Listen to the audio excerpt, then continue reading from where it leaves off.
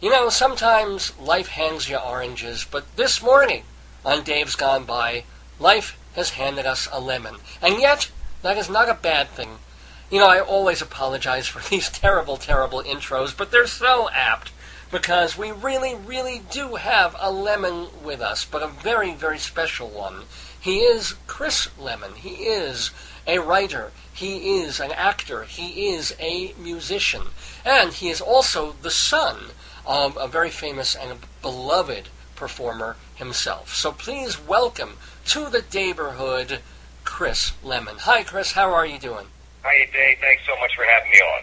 I guess we'll start, first of all, with the music and the fact that you're doing a cabaret show, and it is called A Twist of Lemon, but really it's a twist of two lemons, you and your dad. Why don't you explain? Yeah, indeed it is, Dave, and it's kind of exciting.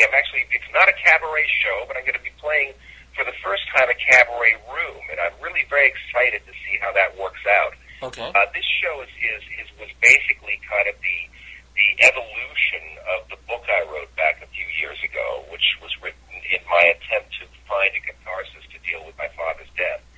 And my dear wife Gina came to me and said, you know, you have to record the music that you've written over these many years. And so I did, and it suddenly occurred to me that the music was sort of the story itself, and that story wove in very nicely with the story I'd written in the book, to create this sort of wonderful journey of father-son, a unique yet in very many ways universal father-son journey. And I just couldn't be more pleased with the way the pieces turned out.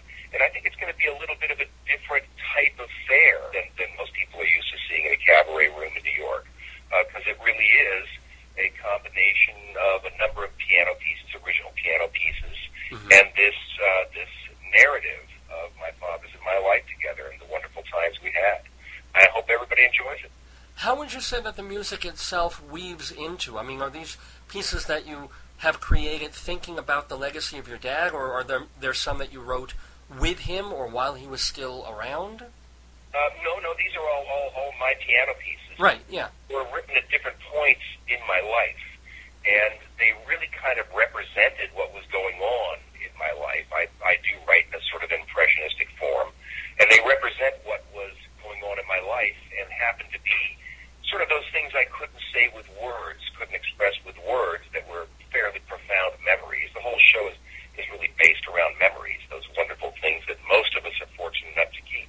They exemplify a number of the memories that I just couldn't express with words. And then those ones that I do express with words make up the other side of the narrative. So you might call it almost a dual narrative, telling the same story, which I've kind of found to be very effective. And so far we've had a number of performances, and the feedback's just been wonderful. There's no water coat hangers in this story. I adored my father. But there were some tough times too, and we talked about all of that. But it's sort of a wonderful ride through mine and my father's life, and I think very original in that aspect. And it's a very experimental idea to give it a shot in a New York cabaret room and see if audiences respond to a different kind of program. At the risk of seeming a little bit like it isn't enough that you're just telling the stories and playing some of your own music, are you going to be having a slide or a PowerPoint with pictures and images as well, or clips or any of that? We actually have a really very effective one. It's a lovely slideshow, and at the very end there's a wonderful clip of Shirley MacLaine and I performing a duet for my father at the AFI Tributes. It's a really wonderful part of the show. However, I really do think that independent of the slideshow and the movie, that the show will work just fine, because we do want to have kind of an intimate one-on-one thing between me as the performer and the audience. This is a heartwarming story. This is one of those ones where you're going to get a chuckle and maybe a little tear in your eye, too. And there's not too many of those around these days. And I think with all the tough times we're all going through, that, maybe people will enjoy hearing something that's a little bit uplifting and hopefully heartwarming for them. Well, actually, also, if this project goes forward, you're going to owe yourself some royalties because you stole your own title. A Twist of Lemon. People should know is the name of the autobiography that you wrote about you and your dad back in 2006. I finished reading it. It's quite enjoyable, although I start to wonder if half the songs that you wrote were basically around golf and fishing, and No, this is really this is the story of me trying to answer that one question I was asked my entire life and never could, which was, what is it like to be Jack Lemmon's son? And I think that it's a pretty tall order for anybody to answer that question. I mean, what's it like to be Harry Kunfart's son? Yes. And, how do you answer that? There's really no basis for comparison. But admittedly, my situation was somewhat unique because of his superstardom. But he was such a wonderful and warm and engaging and witty and emotionally generous man, and just such a true joy to be around. So, of course, there's that side of it. I have so many wonderful stories, a lot of which you read in the book. On the other hand, I was a child of divorce, and Hollywood, when you reached a stardom at that level, really put a hammerlock on you and demanded your attention 110% of the time. I wasn't a really welcome entity in my father's second marriage, his house, which happens so often. That's the kind of universal side of the story. The son from the first marriage seems to be, quite frankly, ostracized a great deal of the time in the second marriage, and I know that was the case with me. So there's those two sides of the coin, but the real guts of the story were the fact that despite this separation that occurred earlier in my life due to divorce and due to being a stepchild in the true sense of the word in my father's second marriage house, we decided we were going to fight against that. And there's a wonderful arc of the story where, as I say in the end, we became the best of friends against all odds. And boy, I'll tell you, if there's ever been a time in America's life right now where we're all trying to be whatever we're trying to be against all odds, that's it. And so I think for that reason and many others, people will find it a very relatable and identifiable and believable story, despite the fact that we're talking about Jack and Chris Lemmon. Do you think it would have been different? I mean, a lot of the book has to do with childhood and these wonderful memories of yours growing up, and so career didn't enter into it that much on your side. Do you think you're also becoming an actor was a help, a hindrance in that relationship, and also was being his son a help or hindrance to you in your acting career? Well, honestly, I don't think that it made that much difference in our relationship, because Pop has always been very independent and somewhat private about his whole his career and his method of work. So whether I chose that or not, I don't know how much difference that made. Again, I don't know what would have happened if I hadn't. All I know is it was inevitable. I did my very best to become a lot of other things aside from becoming an actor, but it was sort of written in the genes, that they say. It was just what I ended up doing, and that's the way it was. I mean, I even went so far as to try to become a classical pianist. I graduated from California Institute of the Arts with a BFA in classical piano and composition, and promptly started to get gigs as an actor. So it is what it is. Did it help or hinder me in my career? No, it's a difficult one, and there's a few people that have handled it very well. Michael Douglas is one, Jeff Bridges, of course. But I think a lot of the fact that I had a pretty powerful force working against me in my father's second marriage, and it made it very difficult for him and I to have to be close about it, and B, for me to have those blessings, because there was that kind of person in the other camp working against me the whole time. That being said, I never did turn out to be Jack Lemmon by any means, but I had a really tidy and very nice career. It did quite well by myself, and then decided to take some time off to raise my kids and investigate this world of writing and producing, and that was the number one thing. We have three incredible kids for it, and I've come up with a couple of three projects that I'm extremely proud of, and always will be. Cool. I have to ask, because certainly your autobiography is not any kind of wire hanger tell-all thing, and it really barely ever gets nasty about anything or anybody. But you can, even in this conversation, there's a sense that the other camp, that other person, Have you had reaction from your stepmom? Do you have any kind of relationship with her? No, unfortunately, we don't have a relationship. I hate to say it, but it's true. Unfortunately, not many people have a relationship with her. But this is not. This the one thing I acknowledge the truth of my journey and all of the components of it. There is no hash slinging in this, so I really have to, on that aspect, say I think I handle it in a very classy way. I tell the story truthfully. But I prefer not to comment off stage about our relationship. Fair enough, or lack thereof, as you made clear. You appeared in 3 films with your. I thought it was only one. I thought That's Life, the Blake Edwards film, but IMDb does not lie, and it says you were in 3. What was that like? Were you intimidated, or was it just like, oh, cameras are rolling, but I'm just acting with my dad, Well, it was good fun. I mean, obviously, the first airport set. I didn't even know what happened in Airport 77. I suddenly showed up on the set one day, and the director was Jay Sandrich. I'm not sure. It's just turned to Jack and goes, "Hey, we're missing a guy. It's a little bitty part, but we're missing a guy to do just sit in front of an oscilloscope and say some lines. And why don't you let Chris do it?" And Bob said, "Sure." And so I sat down there and did that crazy little part. It's what got me my SAG card. Oh. So, I have to say, yeah, it was really very cool. But there was, there was no guts to it or anything. That's Life, on the other hand, was a fascinating experience. We adore Blake and Julie. They've always been like family to us. Blake Edwards, who directed, and Julie Andrews, his wife, who starred in it.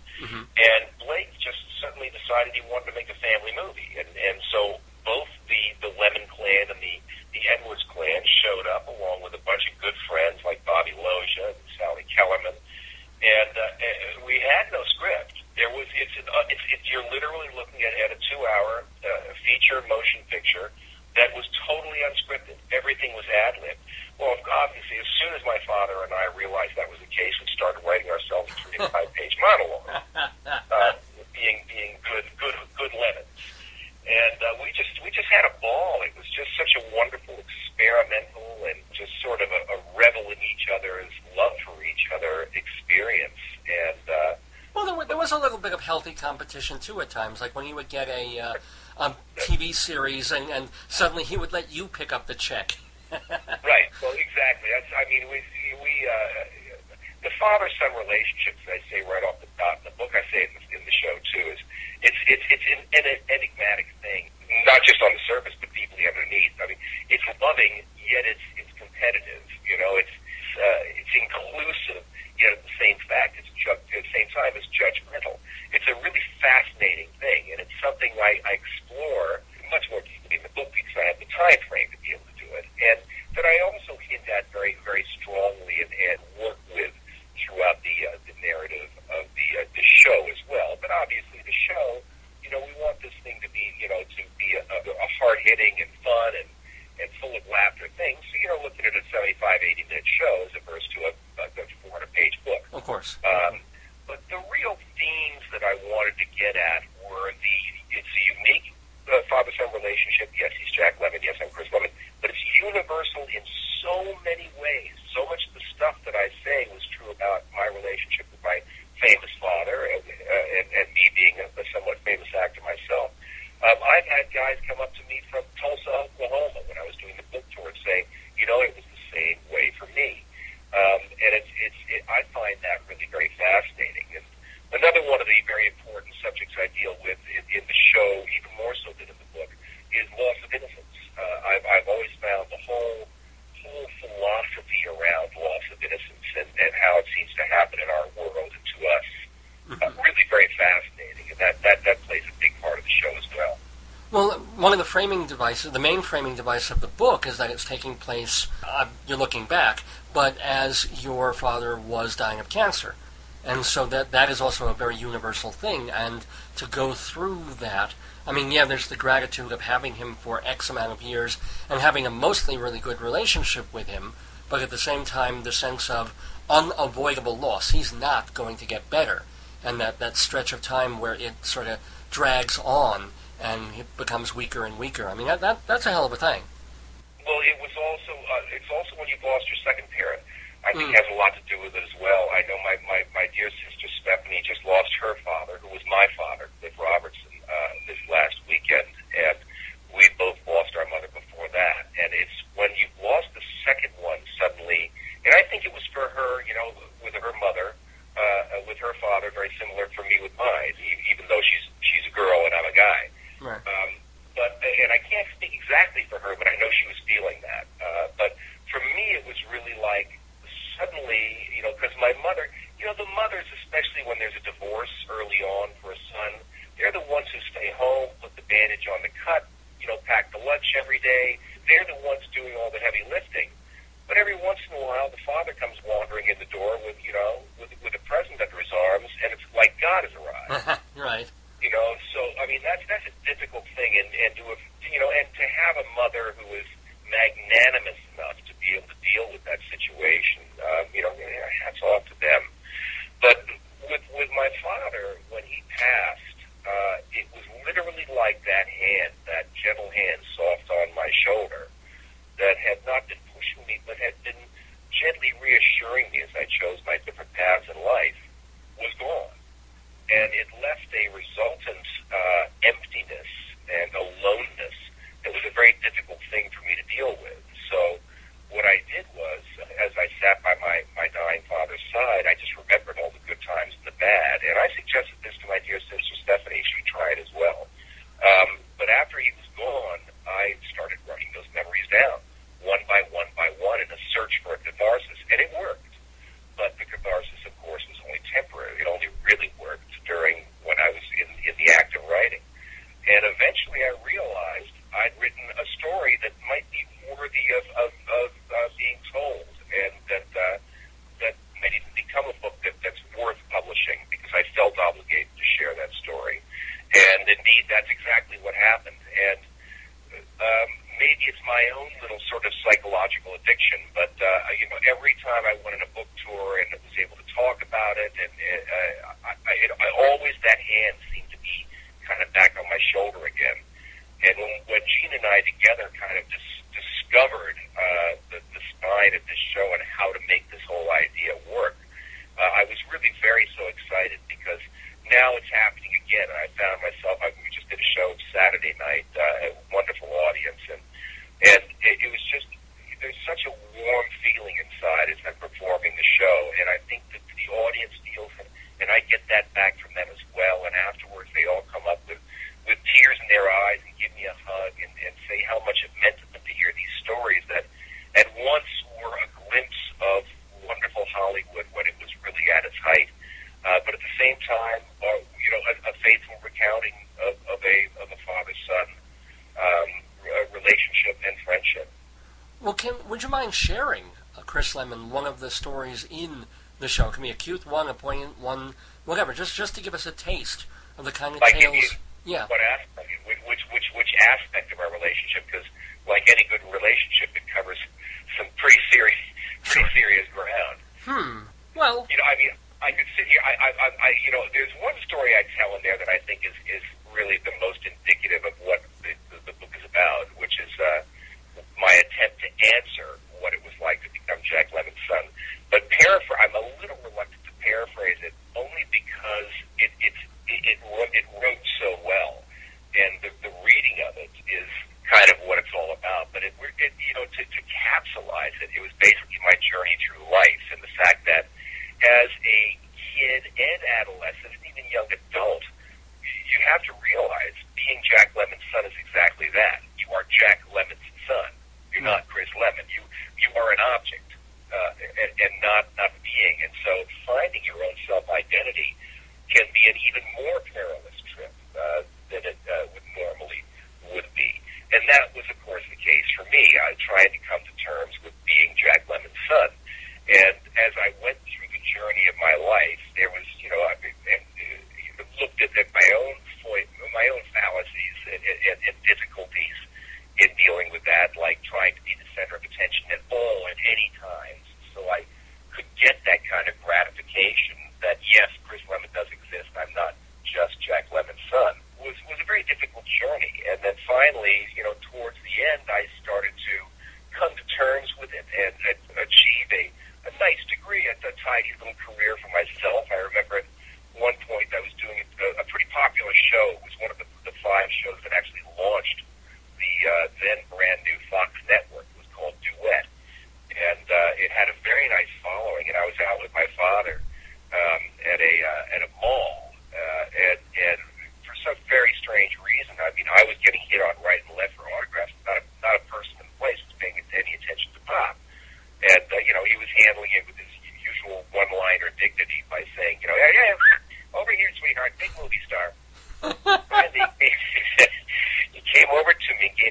tap on the back and said, all these years of being Jack Lemmon's kid, and now it's Who's the Old Fart with Chris Lemmon. Oh. And, yeah, it was just such a wonderfully endearing and wonderful moment, and I realized he'd gotten it all along, but it was something that I had to figure out for myself. And I wrap up the story by saying, and after all these years of, hey, aren't you Jack Lemmon's kid? Now, when I'd finally like to hear it more, I'm hearing it less and less. But isn't that just the way it goes? Fortunately, the wonderful thing is, for all of us out there, we'll always have those great movies. Some Like It Hot, and Mr. Roberts, and Save the Tiger, and Gary Glenn Ross, and of course, Grumpy Old Man. Right. And, you know, he'll live for us forever. And as my final line in the story is, and quite frankly, these days, if somebody was to come up to me and say, hey, aren't you Jack Lemmon's kid, not only wouldn't I mind, I'd be grateful. Wow. And we are grateful to be talking to Jack Lemmon's kid, a.k.a. Chris Lemmon. Do you have another couple of minutes to stay with us? Do you have to Sure, of course. Oh, cool, because I did have a few other questions. Certainly, since you brought up all those movies that he was in, did he like seeing himself on screen? Could he watch his old movies, or would he not be happy and he's, I should have done that scene better? No, he adored watching himself on screen. Are you kidding me? He was, and I love the fact that he used to also, at screenings and stuff, he'd sneak in the back so he could watch people's reactions. He was, I think, pretty self-analytical, but always very comfortable with the end result. And I think Pop realized how blessed he was to work with wonderful people as well. I mean, even one of his first biggest films was with Billy Wilder as his director. His first two films were with wonderful Judy Holliday and the marvelous, and I tell a great story about George Cukor, who was such a great character and such a wonderful talent. So he was really blessed with, A, having a wonderful instinct and making a lot of very, very good decisions on what to do and how to do it in his career, and also B, for just being able to surround himself with the best and just have a wonderful jam session with them. How can you not point a finger at Walter Matthau when I say that? Of course. Walter Matthau. I wake up in the morning, there's little notes on my pillow say, we're out of cornflakes, F you. Took me 3 hours to figure out that F you meant Felix Unger. But, so there you go. The interesting story that I remember from the book is not a happy one, but the idea that Jack Lemmon's single greatest moment on film wasn't captured on film, and so that it became the second greatest moment when he was in the Days of Wine and Roses. Can you tell that story real quick? Isn't it? Yeah, he basically, the greenhouse scene where he goes looking for his bottle of booze, and that he stashed someplace, and he can't remember where he stashed it, so he just trashes the entire greenhouse. And, Pop being Pop, we went for it too, the hook, line, and sinker, and just went berserk on the place. Blake Edwards directing that film, and finally Blake said, cut, we've got it, great stuff. Pop went home, he tells the story to me that he really truly felt it was the best work he'd ever done. Hit the hay, got a great night's sleep, woke up, hopped in his car for the next day of filming, showed up on the set, and there was the greenhouse all set back up again. He said, oh, what's going on here? Yeah. Looking at the crew, and nobody would talk to him. They're all kind of doing that shuffle by, stare at the ground thing, and Pop's going, hey, guys, what's going on here? And finally, Blake came up, put a hand on his shoulder, and says, Jack, we lost it last night in the dark room. We lost it in the developing room. And that was back when they used film. And we got to do it again. So what you see, the take you see in Days of Wine and Roses was take two. And Bob said he never did it quite like he did the first time. But obviously the second time works pretty good. It was good enough, certainly. Yeah. Do you have the memories of the Mathaus and the people like that who were Yeah, I do a whole section on Walter Matthau in the show. He was everything you would hope he would be, just like Pop, on screen and off. He was delightful, delicious, wonderfully irreverent. I think I tell 5 or 6 Matthau stories in one of the sections. One of my favorites I'd forgotten about, and a friend reminded me of, which was when my father was accepting an award from the American Heart Association, and he decided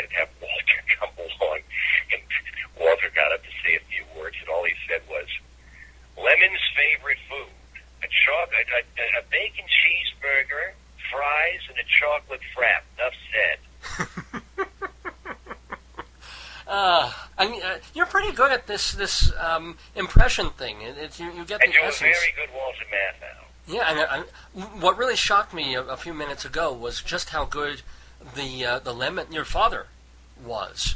That moment that when you tell when he. You're talking about my dad? Yes. And well, especially when he told the story about in the mall when people were recognizing. And he went into that whistle, and I was like, oh wow, that was really close. That was kind of a shiver sort of thing. But the lemon doesn't fall far from the tree. But so now that you're doing the music, you're also a producer, I believe, a film, right? How do you divide your time most of your days? I mean, do you compartmentalize, or does part of the week involve? Sure, yeah. I mean, I'm just ecstatic to be involved in the business in any way I can at all times. I adore it. We have taken a hiatus from it, my wife Jean and I, to come to this beautiful place we live in and raise our beautiful children. And now our children are at the point where they're ready to go off on their own, and I'm really ready to jump back in head first into the business. And the way I'm going to do that is to bring myself back in with a project that I've created. It's just so brutal out there right now. That's the way I think is the smartest way to come back into the business. And I couldn't be more excited to be doing it than with this show. I truly think the show is worthwhile. It's got a wonderful message. It's got something to say, and I'm just so proud to be able to do it. And I'm really hoping it turns people on, because I'd like to do it for a number of years to come. Well, it sounds really wonderful. I hope you'll be bringing it to Colorado, or at least bringing it back to New York when I can see it. But again, reminding people a few things. First of all, you can get a copy of A Twist of Lemmon, still in bookstores, I assume. Do you have a website where people can get stuff of yours? Sure, yeah. You can go to my website, which is StonemanorProductions.com, STONEMANOR Productions.com. And there's a link to buy the book there. And I think still in stores. I'm not sure. You can also get it from Amazon or one of those. Probably easiest just to go to my website. And also, let's see. So they can also see you tomorrow night, Sunday night, 7 o'clock at the Metropolitan Room. Do you have music of yours? Is there a CD or any of that? Yeah. Chris Lemmon Music. You can go and buy the CD. Cool. Chris Lemmon Music. And keeping busy. Now, last question for Chris Lemmon. Of your 3 children, do any of them want to be actors? Yeah, Sydney is at her final year, and was on the Dean's List last year, and I'm so pleased to say, and just she's so good, she's so talented, so industrious, she's just doing all the right stuff, and now she is starring in the big senior production at her university. She is just showing every single aspect that she needs to have in order to have a wonderful career in this business. I'm so excited for her. My middle son, Chris, is really fascinated by the whole tech side. Is a fabulous engineer, focusing on sound engineering at this point. And I think he's probably going to move on to stage management and ultimately producing.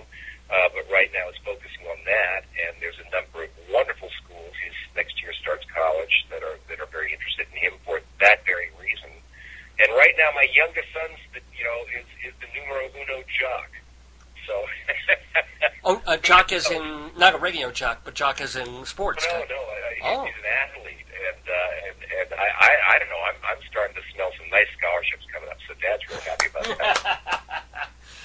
Can we have one last Lemmon memory? Maybe something that isn't even in the show, or it can be, but one last little Jack Lemmon moment from Chris Lemmon about him or both of you. Well, let's see. I think one of my very favorite ones was when the dogs would escape. We had 2 standard poodles, and for some reason they just really loved to rub salt in the wounds by taking off. Pop and I used to love to jam and play the blues, and we do it all the way into the wee hours of the night. And as we did so, we might be known to take a little bit of the W.C. Fields called it the dram of the elixir, pine tar, and nicotine. and then, the dogs would escape, and we would have to go out and find them. And Pop had this thunderously large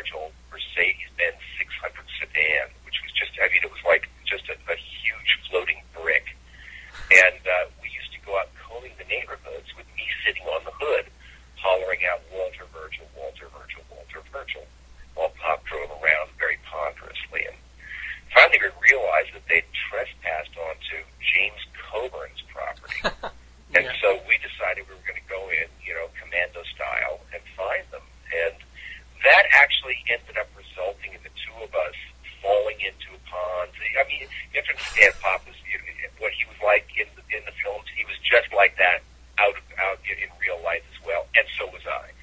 So falling into ponds and tripping through cactus gardens, and we finally found ourselves a complete mess with our arms around each other, looking at each other and going, "Those little sons of bitches are fast."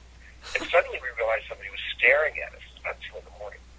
So we slowly turn around, and there he is, Mr. Coburn, all 6'4" in some remarkable Afghan, robe, standing in this huge picture window, just staring at the two of us.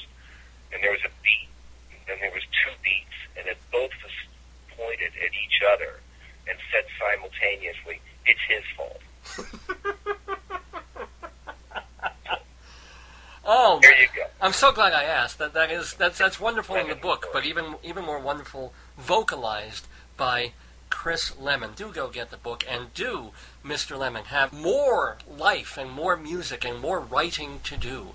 Give that to all of us. I think it'd be, there's a lot more to say from you, both of the past and of your future.